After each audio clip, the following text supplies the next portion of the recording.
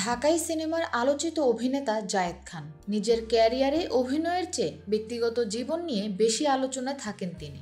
সম্প্রতি দুবাই গিয়ে ডিগবাজি দেওয়ার সময় কোমরে ব্যথা পেয়েছেন এই অভিনেতা।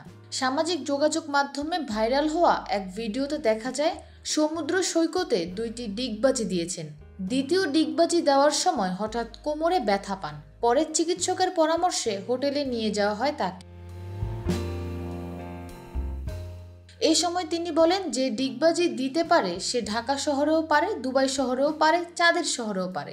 ব্যথা পাওয়ার সময় জায়েদ খান বলেন, এজন্যই আমার বোন বলে ডিগবাজি না দিতে, বেশি ডিগবাজি মারতে গিয়ে এই অবস্থা।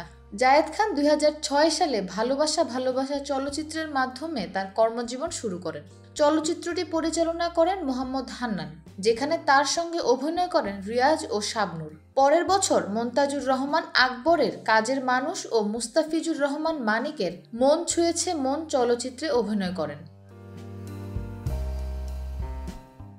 2010 সালে মুক্তি পায় তার অভিনীত FI মানিক পরিচালিত আমার স্বপ্ন আমার সংসার এবং মন্তাজুর রহমান আকবর পরিচালিত মায়ের চোখ ও রিকশাওয়ালার ছেলে। উল্লেখ্য, চলতি বছরের 11 এপ্রিল জায়েদ খানের সিনেমা সোনার চর মুক্তি পেয়েছে, যেখানে তার সহশিল্পী হিসেবে আছেন মৌসুমী ও ওমর সানি।